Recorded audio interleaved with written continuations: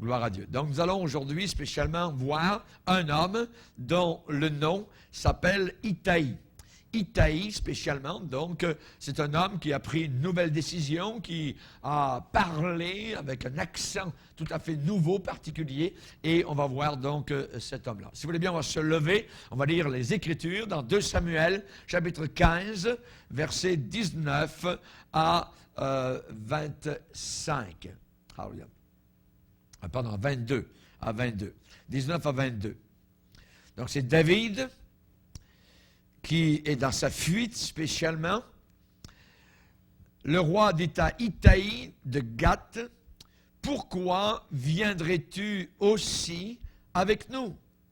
Retourne et reste avec le roi, car tu es étranger et même tu as été emmené de ton pays. Tu es arrivé d'hier et aujourd'hui je te ferai errer avec nous, çà et là, quand je ne sais moi-même où je vais.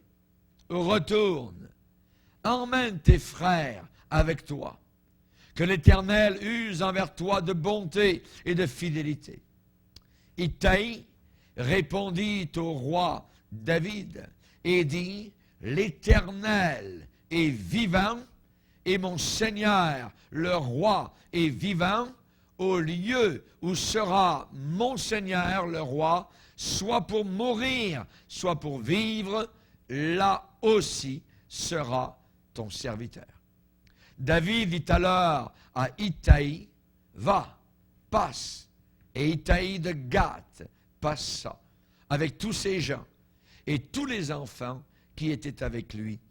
Amen. Seigneur, nous voulons te bénir et te remercier pour ce que tu nous enseignes au travers de quelques versets d'Écriture qui sont si riches en enseignements. Merci de nous avoir laissé ta parole puissante. Le Saint-Esprit qui l'a inspirée nous l'a donnée afin que nous puissions être encouragés et fortifiés dans les moments de difficulté. Aide-nous, s'il te plaît, Seigneur, à comprendre, à réaliser ce que tu veux que nous comprenions. Seigneur, tu as dit au travers de Paul, lorsqu'il parlait à Timothée, le Seigneur te donnera de l'intelligence en toutes choses. Donne-nous de l'intelligence, Seigneur, pour assimiler ta parole, pour la comprendre, pour la manger, pour la digérer, pour l'apprécier, pour vraiment nous en réjouir. Veuille, Seigneur, te glorifier encore aujourd'hui au travers de cette parole. Merci, Seigneur, au nom de Jésus. Amen. Et tout le peuple dit Amen. Gloire à Dieu. Peut vous asseoir, frères et sœurs. Alléluia. Itaï. Vous n'avez peut-être jamais entendu parler d'Itaï. Moi-même, j'ai jamais vraiment prêché sur ce personnage. Mais donc, il y a quelques jours, j'ai pensé, donc au travers de la parole de Dieu, vous parler sur cet homme-là. C'est un homme peu connu, mais son histoire est très riche d'enseignements spirituels.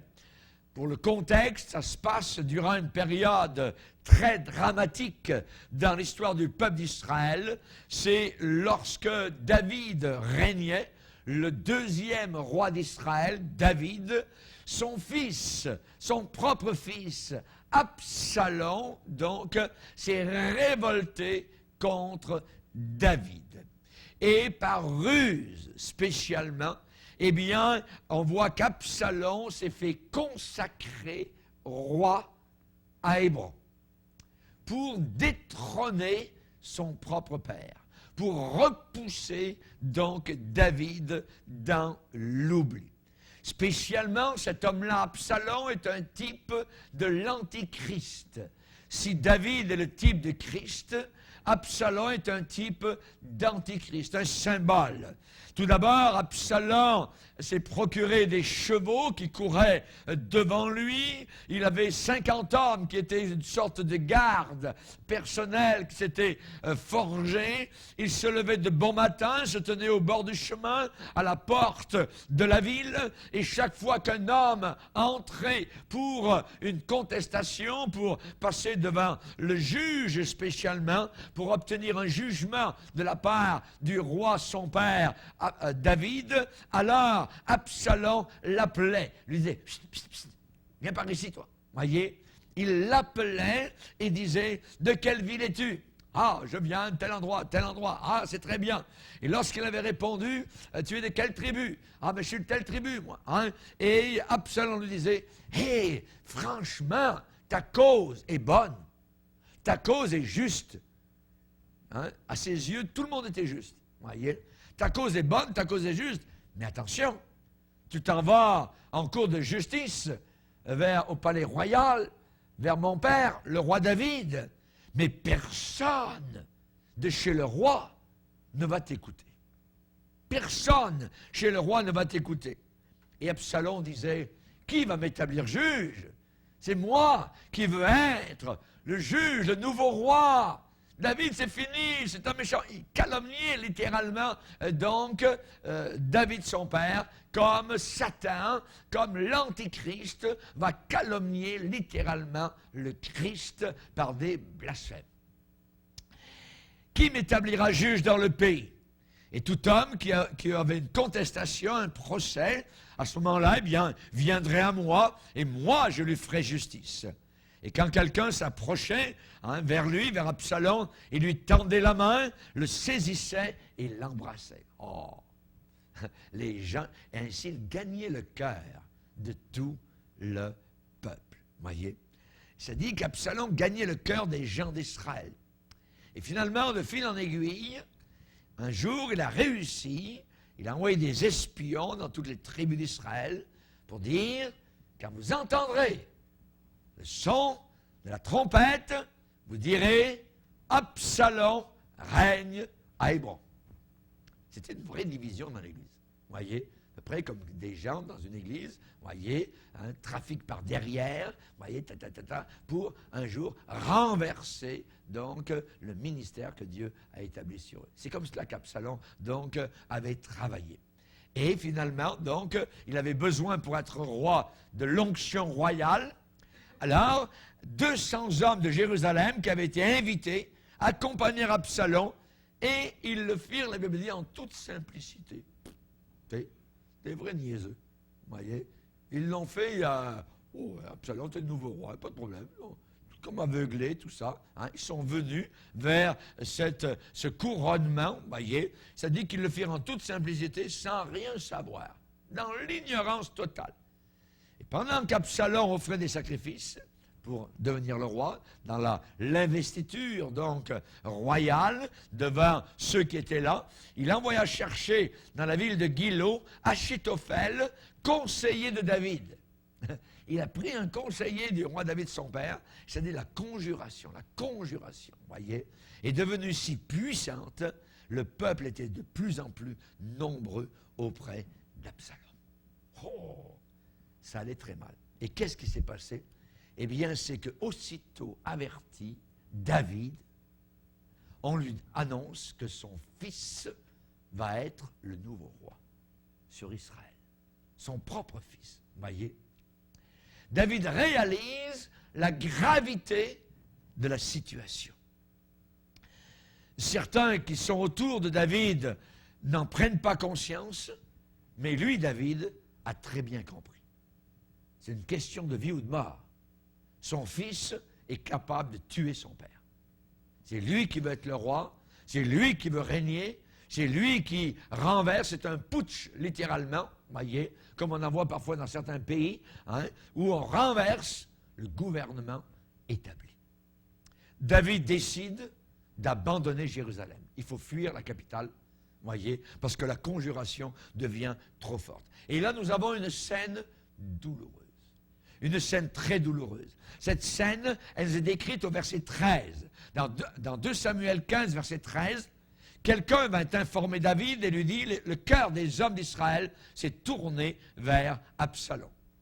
Et David dit à tous ses serviteurs qui étaient avec lui à Jérusalem, levez-vous, fuyons, car il n'y aura point de salut pour nous devant Absalom. Hâtez-vous de partir. Sinon, il ne tarderait pas à nous atteindre, et il nous précipiterait dans le malheur et frapperait la ville du tranchant de l'épée. Les serviteurs du roi lui dirent, tes serviteurs feront tout ce que tu voudras, mon seigneur le roi. Le roi sortit Et toute sa maison le suivait. Et il laissa 10 concubines pour garder la maison. Le roi sortit et tout le peuple le suivait. Et ils s'arrêtèrent à la dernière maison. Tous ses serviteurs, tous les Kérésiens et tous les Pélétiens passèrent à ses côtés, et tous les Gatiens, au nombre de 600 hommes, venus de Gath à sa suite, passèrent devant le roi. C'est la fuite. La scène est très douloureuse, et cela nous fait penser à une autre scène qui va arriver des siècles plus tard, où un homme aussi va être expulsé de la ville de Jérusalem et va porter sur son dos l'opprobre et la honte. Jésus-Christ, à l'extérieur des murailles de Jérusalem. On ne veut pas de lui. Il est venu chez les siens ne l'ont pas reçu. Voyez, les siens l'ont rejeté, mais à tous ceux qui l'ont reçu, il a donné le pouvoir de devenir enfant de Dieu. Sortons hors du camp, nous dit Hébreux chapitre 13, pour aller vers le Seigneur. Où il se trouve? Hors du camp religieux, en dehors des murailles de Jérusalem, en dehors de toutes les belles robes flottantes, de ces grands hommes avec appelés caïphes, appelés pharisiens, appelés sadducéens, tout ça, ces gens qui adoraient supposément Dieu, en dehors. Et là, David, je dirais, préfigure le Christ qui un jour devra fuir aussi de Jérusalem. Si vous voulez savoir les sentiments qu'avait David à ce moment-là, quand il a dû quitter, voyez, le palais royal, fermer la porte de sa chambre, s'en aller, prendre ses petites affaires avec ce qu'il pouvait en vitesse, parce que maintenant Absalom s'en venait et il pouvait tuer un paquet de monde à Jérusalem. Les sentiments de David, ils sont écrits dans la Bible. À ce moment-là exactement, dans le psaume 3.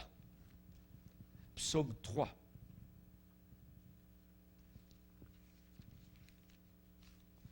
Psaume 3, nous lisons, psaume de David, à l'occasion de sa fuite devant Absalom, son fils.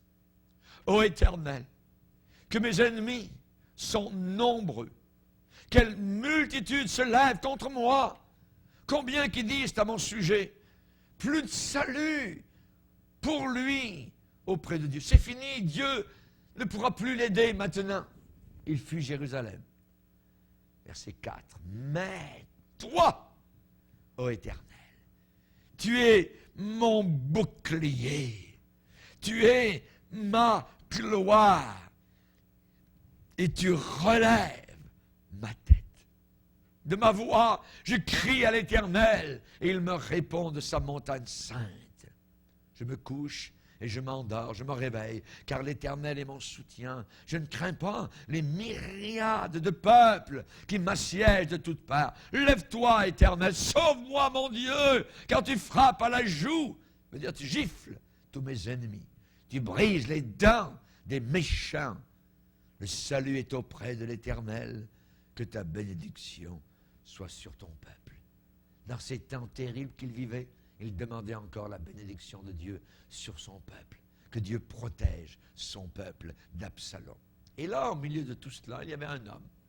Un homme qui s'appelait Ittaï, qui était venu de la ville de Gath, avec 600 hommes. Ces 600 hommes, il est bon de savoir, étaient des soldats, mercenaires. Des soldats mercenaires, ce sont des gens qui ne défendaient pas le roi David par idéal, ou même par amour, mais ils défendaient le roi David par l'argent. Leur fidélité était payée. L'argent. Ils recevaient ces 600 mercenaires conduits sous la conduite d'Ittaï.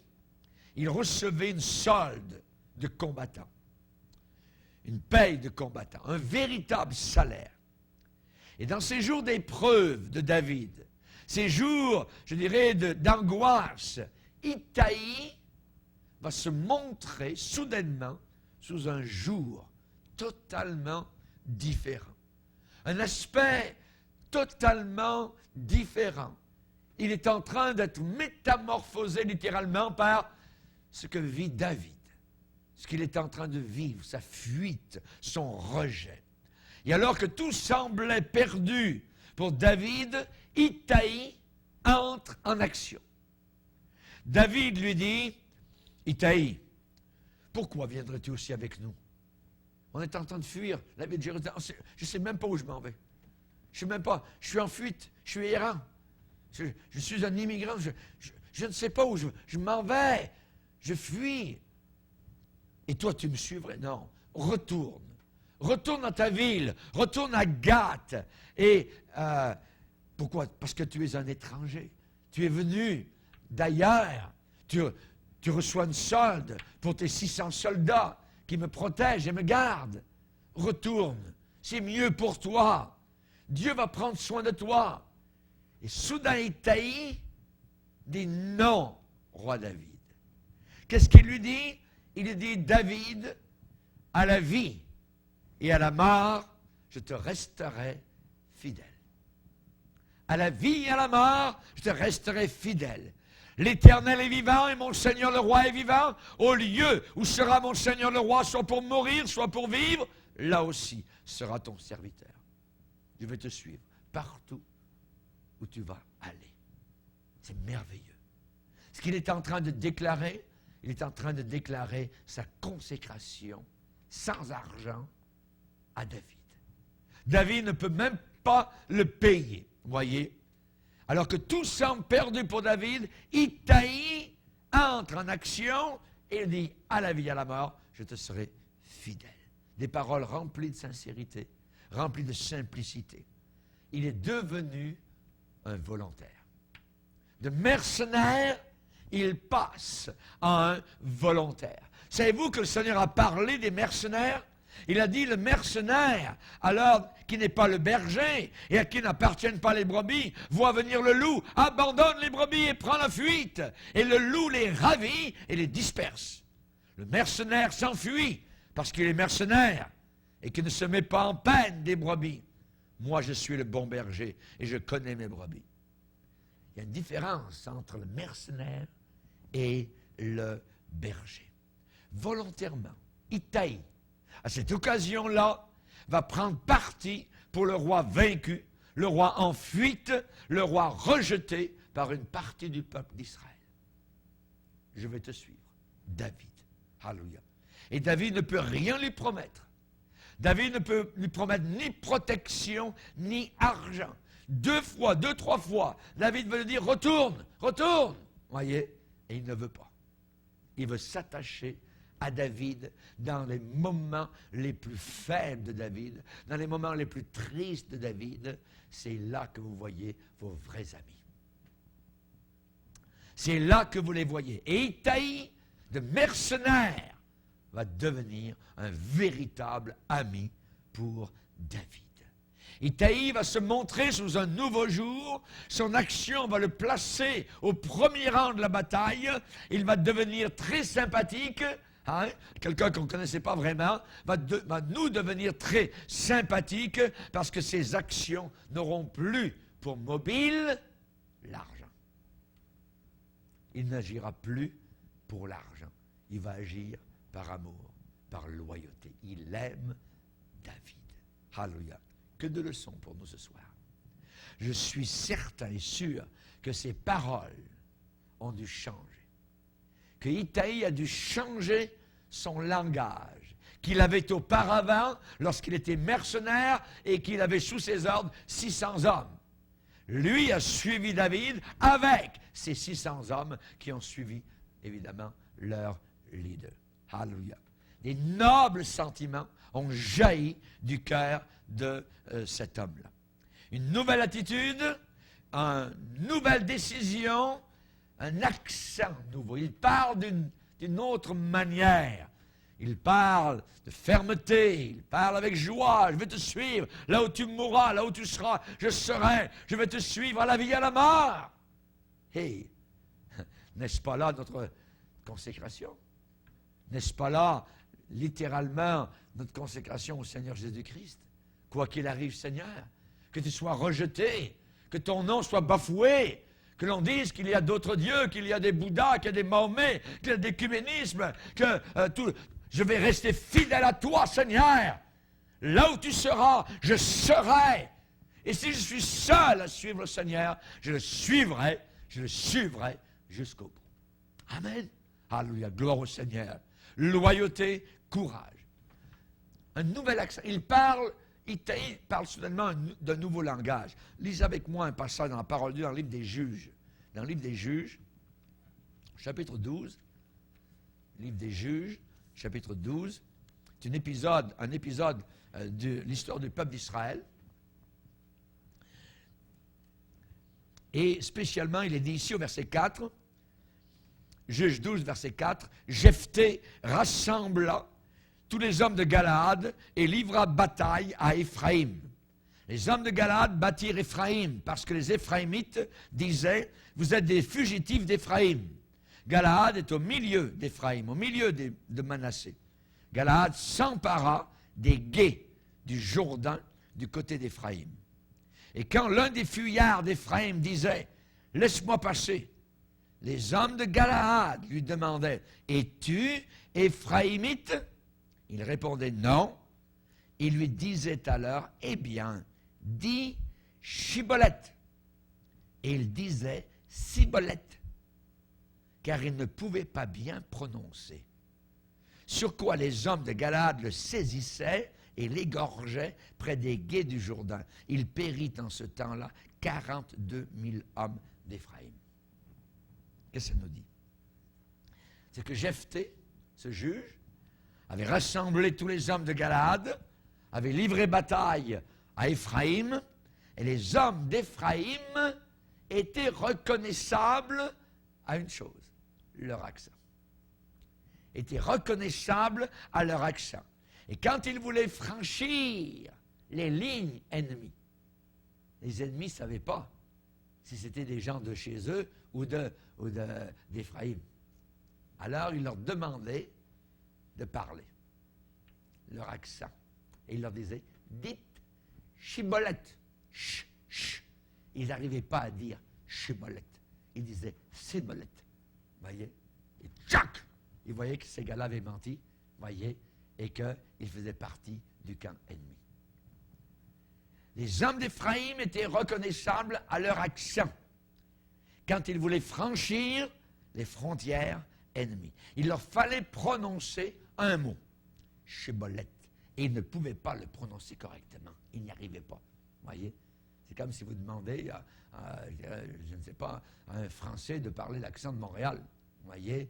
Il n'arrive pas à rouler exactement toujours les airs comme les Montréalais le font, hein, ou un Québécois est reconnaissable à son accent. Tout de suite, on sait qu'un Anglais, c'est un Français de France, l'accent nous dit qui nous sommes, voyez, d'où nous venons. Et on voit qu'ici, ces gens-là, dans la Bible, ne pouvaient pas prononcer correctement, et ils disaient « Siboleth, Siboleth ». Voyez, ils n'arrivaient pas à dire « ch, ch ». Voyez. Donc, étaient identifiés rapidement et mis à mort. 42 000 morts. 42 000 morts d'Éphraïm. Ce qui veut dire que la prononciation, l'accent, était très important à cette occasion-là. C'était une question de vie ou de mort. Question de vie ou de mort. Les disciples de Jésus de Nazareth étaient reconnaissables à leur accent. À leur accent. Les hommes religieux qui les ont fait venir en cour de justice, ils les reconnurent pour avoir été avec Jésus. Ils parlaient comme Jésus, ils avaient l'autorité de Jésus, ils étaient remplis du Saint-Esprit comme Jésus, ils les reconnurent pour avoir été avec Jésus. Et si nous commençons à ne plus voir la différence entre un chrétien et un païen, alors la chose est très grave. Et nous serons reconnus par notre accent, comment nous parlons, comment nous agissons, comment nous réagissons. Il est reconnu pour avoir été avec Jésus. Quand Pierre était en train de se chauffer auprès du feu inique, la jeune dame lui a dit, « ton langage te fait reconnaître. Ton langage te fait reconnaître. Ton accent, tu parles comme les Galiléens. Tu fais partie du groupe de Jésus. Non, non, non, blasphème, ainsi de suite. Vous voyez, l'accent. Je pense que nous avons besoin d'avoir un nouvel accent. Comme Itaï, de mercenaire, est devenu volontaire. Alléluia. J'aurais pu donner à ce message le titre de mercenaire à volontaire. Itaï. Il y a des Itaïs parmi le peuple de Dieu. Alléluia. Ce sont des bons compagnons de Jésus, des amis de Jésus, des serviteurs qui deviennent des amis. Je ne vous appelle plus serviteurs, je vous appelle amis, parce que je vous ai fait connaître tout ce que mon Père avait à vous faire connaître. Je vous l'ai dit, je vous appelle amis. Alléluia, gloire au Seigneur. Donc nous devons porter fièrement le nom de chrétien. Rappelez-vous Blandine, à Lyon en France, devant les lions, devant les taureaux au 1er siècle ou au 2e, je ne sais plus. Elle répétait devant la foule qui riait, je suis chrétienne, je suis chrétienne.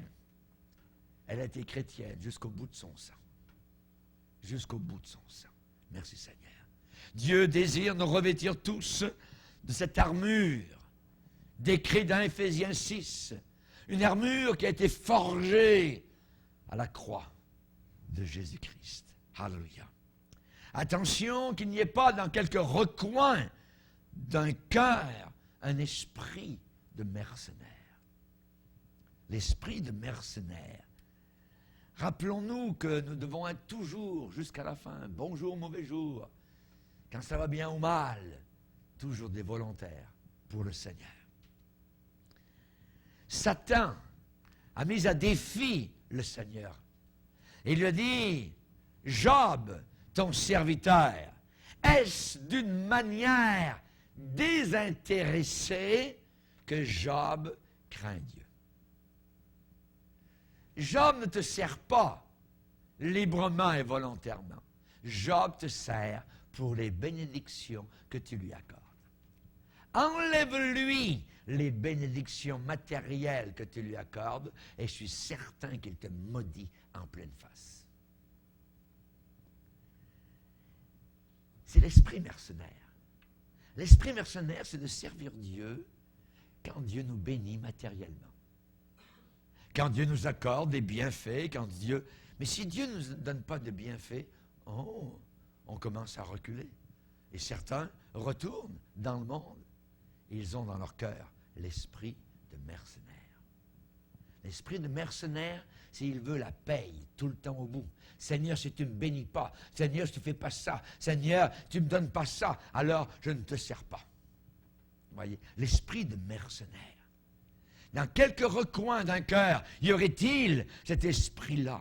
Sommes-nous des volontaires pour le Seigneur? Y a-t-il un esprit, entre parenthèses, intéressé dans nos vies? N'oublions pas que par la foi, nous sommes sauvés. Par la foi, nous sommes régénérés. Par la foi, nous sommes guéris. Par la foi, nous sommes remplis de paix, de la joie dans nos cœurs. Par la foi, nous sommes baptisés dans le Saint-Esprit. La Bible dit que celui qui veut vienne. Il n'y a rien de forcé dans l'Église de Dieu. C'est la différence avec les sectes. Vous voyez? Les sectes, c'est forcé, c'est fermé. On a vu des gens, des vrais mercenaires, vous voyez, des pasteurs mercenaires, qui demandent, après un culte, que l'on barre les portes de l'Église. Et le monsieur commence à demander, le Seigneur me montre ici qu'il y aura 20 personnes qui vont donner $1000. Vous voyez? Et personne ne sortira avant que l'argent sorte. Des mercenaires diaboliques à l'intérieur de l'Église de Dieu. J'ai entendu des témoignages comme cela. C'est quelque chose d'horrible à vivre. Vous voyez, ça existe. Ça existe.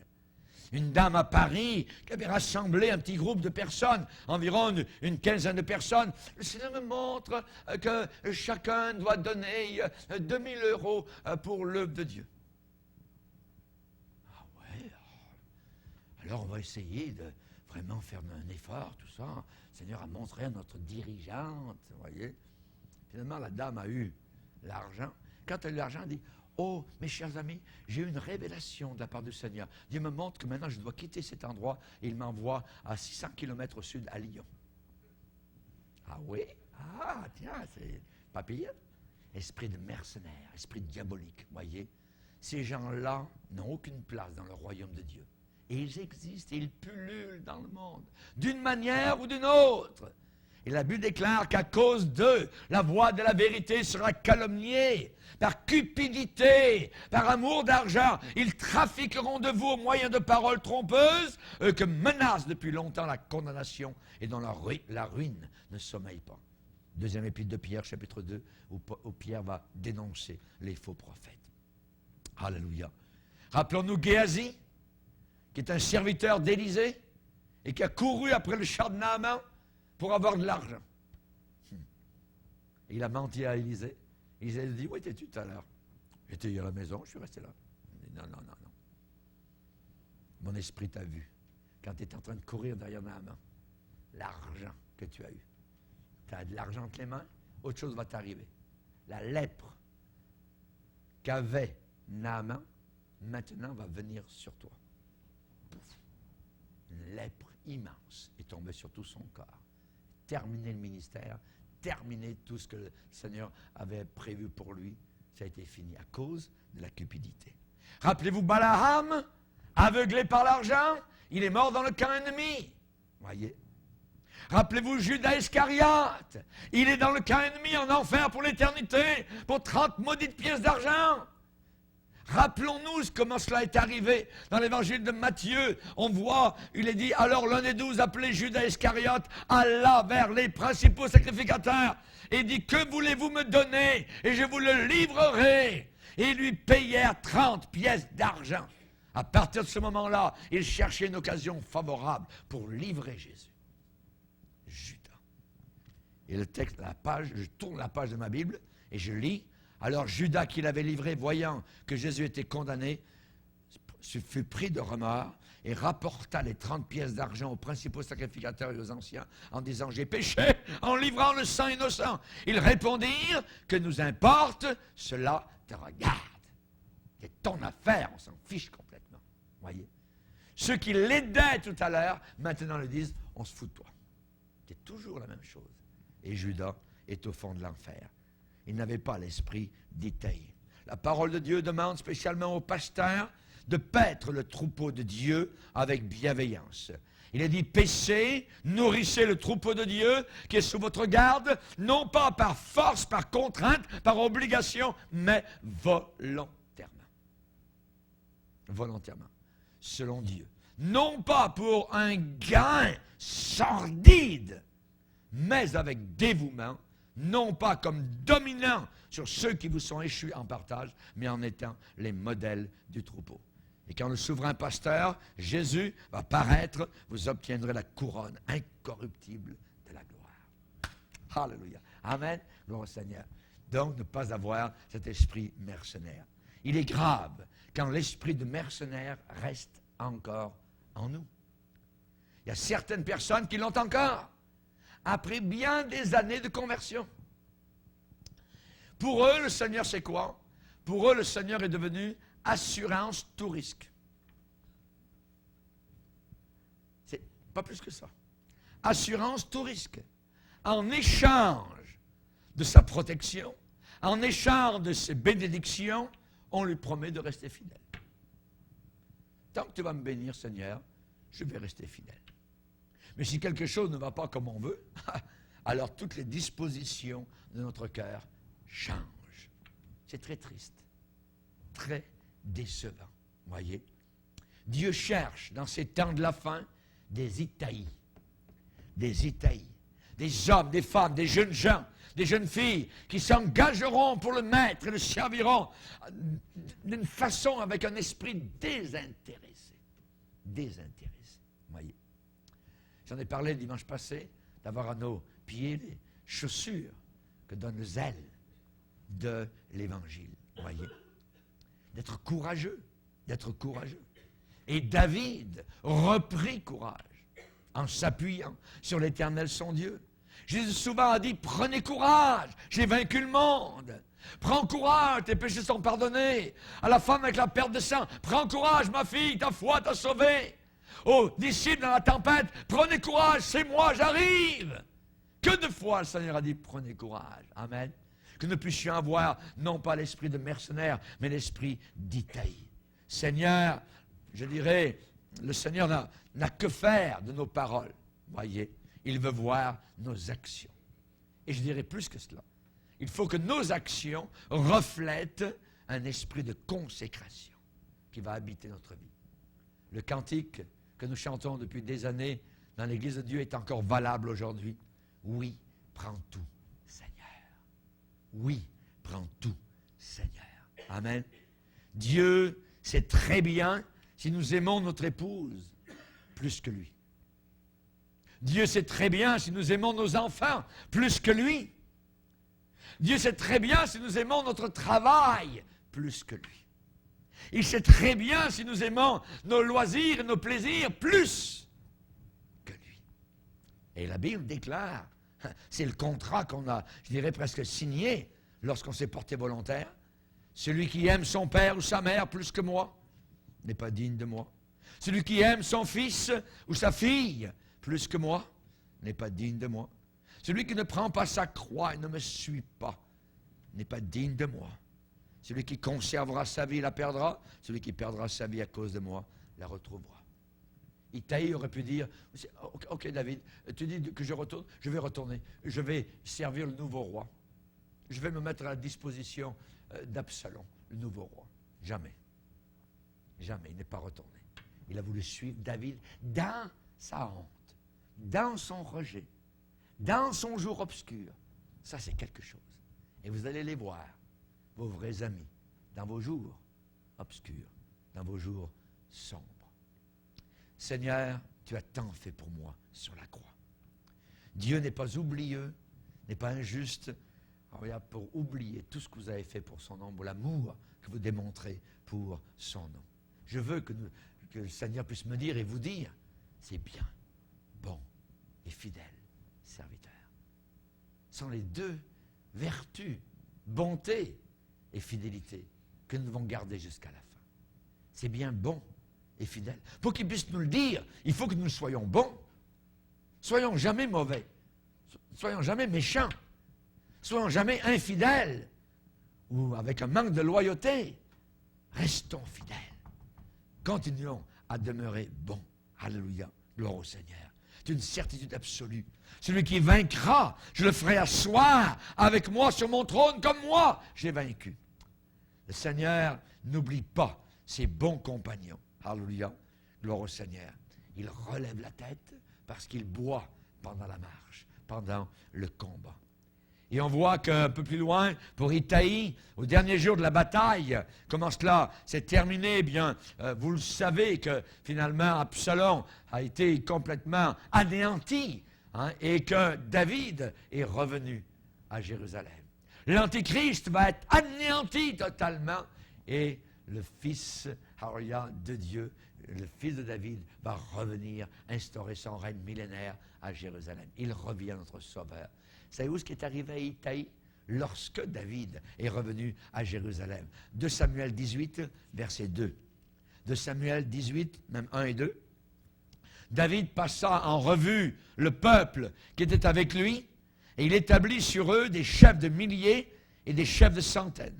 Il plaça le tiers du peuple sous le commandement de Joab, le tiers sous celui d'Abishai, fils de Tséjoura, frère de Joab, et le tiers sous celui d'Itaï de Gath. Itaï de Gath va recevoir l'autorité du tiers du peuple d'Israël. Va commander au tiers du peuple d'Israël. Alléluia. Au jour de la dernière bataille, on voit qu'il a reçu le commandement d'un tiers du peuple. Ceux qui ont persévéré avec Jésus vont recevoir aussi des récompenses. Alléluia. Dieu avait le regard sur cet homme, Itaï. Un peuple de franche volonté, Alléluia, qui va continuer à rester fidèle au Seigneur. Itaï, en hébreu, est composé ce mot avec la première lettre, Aleph, et la dernière, Tav. Voyez? Et là, nous avons le sceau de la divinité sur un homme choisi de Dieu. Savez-vous ce que Itaï veut dire? Proximité de l'Éternel. Proche de l'Éternel. Alléluia. Il était proche de David, alléluia, mais d'une certaine manière, son nom disait proche de l'Éternel. Proximité de l'Éternel. Alléluia. L'identité de Dieu était cachée dans sa vie. L'Éternel est intervenu dans son cœur, de mercenaire à volontaire. Alléluia. Et Dieu a jugé bon de le mettre à part. Et Dieu aussi a jugé bon de nous mettre à part. Nous avons été choisis, n'oublions pas, dès le sein de notre mère. Moïse a été choisi dès le sein de sa mère. Gédéon aussi. Alors là, nous voyons beaucoup d'autres, hein, comme Jérémie, comme Paul. Nous ne pouvons jamais expliquer une chose semblable. Pourquoi? Pourquoi nous avons été choisis? Pourquoi Dieu a posé les regards sur nous? Pourquoi il nous a aimés? Nous des pécheurs, pas meilleurs que les autres, parfois même pires que les autres, mais pourtant nous faisons partie de l'élite du Seigneur, des choisis de Dieu, des élus du Seigneur. Amen. Gloire au Seigneur. Les choix et les appels de Dieu sont irrévocables. Irrévocables. Dieu ne se repent pas de ses dons et de ses appels. Il nous a appelés. Et jamais un jour il dira « Oh, j'aurais pas dû t'appeler. » Vous voyez? Jamais.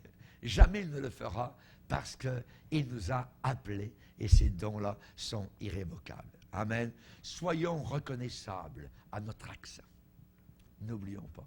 Soyons reconnaissables à notre accent. Ayons l'accent des chrétiens authentiques. Amen. Des chrétiens remplis du Saint-Esprit. Ayons une belle démarche. Ce verset m'est revenu entre dimanche et aujourd'hui pour l'explication, alléluia, de ces animaux qui ont une belle démarche. En Proverbes chapitre 30. Amen. Ayons une belle démarche, un bel accent, une belle attitude, nous bien conduire, amen, dans ce monde, être des lumières, avoir l'onction de Saint-Esprit, avoir les dons de Saint-Esprit, avoir le parler en langue sur notre bouche pour louer le Seigneur. Alléluia. Oubliant ce qui est en arrière, nous précipitons vers ce qui est en avant. Ayons un esprit de volontaire, amen, de volontaire. En avant, marche pour sa gloire. Pour la gloire éternelle. Que Dieu soit béni. Cet après-midi, j'ai officié à l'enterrement de ce frère, alléluia, et c'est merveilleux de savoir quand nous sommes sauvés, il ne reste plus que l'enveloppe, alléluia, personne n'est même pas là, alléluia, c'est vraiment du bois, c'est comme si, alléluia, on voit des gens parfois qui embrassent le monsieur. Vous voyez, c'est comme si embrasser du bois, vous voyez, embrasser de l'argile, la personne n'est même pas là, vous voyez, je comprends, évidemment, donc, leur amour, leurs sentiments, leurs pleurs, vous voyez, mais le monsieur n'est plus là, il est parti. Alléluia, ça a été comme vidé. Alléluia, je ne sais pas s'il est sorti par les oreilles, par le nez ou par les yeux. Alléluia, mais il est sorti quelque part, il n'est plus là. Quand le dernier souffle a été donné, c'est terminé. Maintenant, il est dans la présence du Seigneur. Parce qu'un jour, il avait donné son cœur à Jésus-Christ. Et c'est merveilleux de prêcher dans des occasions semblables. Ayons l'accent de la vérité. La vérité, soyons vrais, soyons loyaux, soyons authentiques. L'accent de la force, parce que Dieu ne nous a pas donné un esprit de timidité, mais un esprit de force, un esprit d'amour et un esprit équilibré, un esprit de sagesse. En terminant, je vous donnerai les paroles d'une autre personne qui a dit à peu près les mêmes choses que Itaï a dit à David, c'est spécialement Ruth. Lorsque Naomi lui a dit, retourne dans ton pays, retourne, voyez, hein, comme ta belle-sœur, elle est retournée vers son peuple et vers ses dieux. Toi aussi, Ruth, retourne. Et Ruth a répondu, ne me presse pas de te laisser, de retourner loin de toi. Où tu iras, j'irai, où tu demeureras, je demeurerai, ton peuple sera mon peuple, ton Dieu sera mon Dieu, où tu mourras, je mourrai, et je serai enterré. Que l'Éternel me traite dans toute sa rigueur, si autre chose que la mort vient à me séparer de toi. Alléluia. Et nous nous disons plus que cela, rien ne pourra nous séparer de l'amour de Dieu manifesté en Jésus-Christ. ayant, je dirais, la consécration d'Itaï. Amen. Vous ne le connaissiez pas? Alors, ça nous donne le goût de mieux le connaître. Amen. Et d'approfondir encore ces choses-là plus profondément. Que Dieu soit béni. Père, nous voulons te bénir, nous voulons t'adorer, te glorifier. Combien tu nous incites, Seigneur, à nous tenir près de toi dans ces jours difficiles, ces jours de fin des temps, Seigneur, ces jours d'obscurité, Seigneur, où nous voyons les nuages menaçants de l'orage, Seigneur, où nous entendons déjà le grondement des jugements qui s'en viennent sur la planète Terre. Garde-nous près de toi, Seigneur, près de David, Seigneur, qu'il soit dans la gloire, qu'il soit glorifié, qu'il soit haï. Nous voulons rester près de Jésus, près de notre Sauveur, près du Fils de David. Alléluia. Merci, Seigneur. Alléluia. Là où tu es, nous serons aussi. Parce que tu as prié le Père en disant, Père, je veux que là où je suis, ce que tu m'as donné, soient aussi avec moi, afin qu'ils voient ma gloire. Alléluia. Nous la verrons, ta gloire, Seigneur. Merci. Merci, Père, au nom de Jésus. Amen. Et tout le peuple dit, Amen. Gloire à Dieu.